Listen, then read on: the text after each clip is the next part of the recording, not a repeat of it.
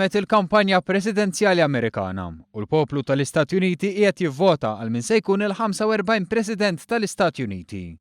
Il-kandidati ewlenin Hillary Clinton u Donald Trump baqgħu jikkampanjaw saħansitra sa wara t-tokki ta' nofs il-lejl ta' 3 filgħodu, b'release finali f'North Carolina u Pennsylvania, b'numru ta' kelliema, mużika u ċelebrazzjonijiet.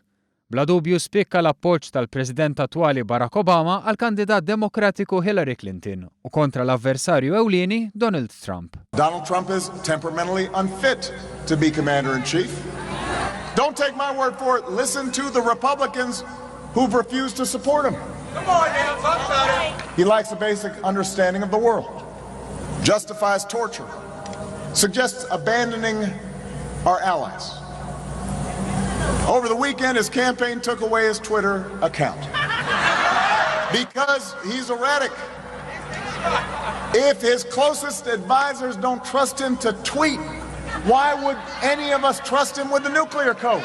Minnaħa tagħha Clinton komplit tagħmel enfasi fuq il-ġid u l-istabbiltà li tista' tkompli ġġib lill-Istati Uniti, iktar u iktar meta mqabbla mal-avversarju tagħha. There is a clear choice in this election.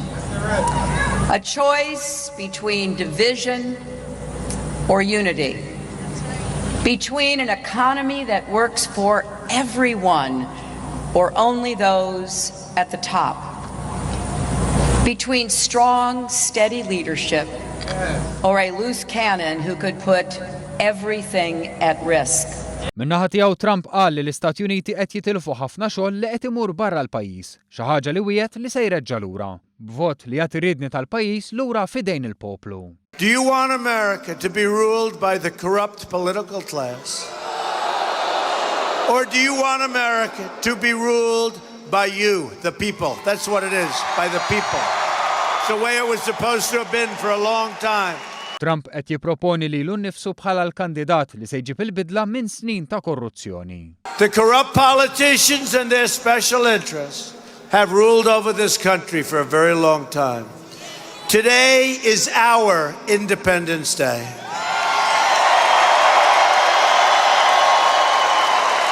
Today, the American working class is going to strike back, finally.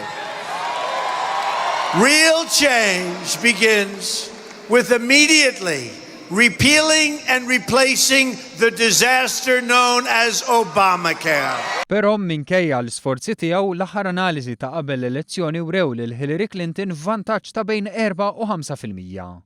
Fil-fatt is-sistema ta' early voting urid żieda sostanzjali fil-votanti ta' oriġini Sud-Amerikana li ħarġu jivvotaw. Ħafna jbassru li dan sar minħabba kliem dispreġjattiv li Trump qal kontra dawn il-persuni li bekk ħarġu jivvotaw lil Clinton.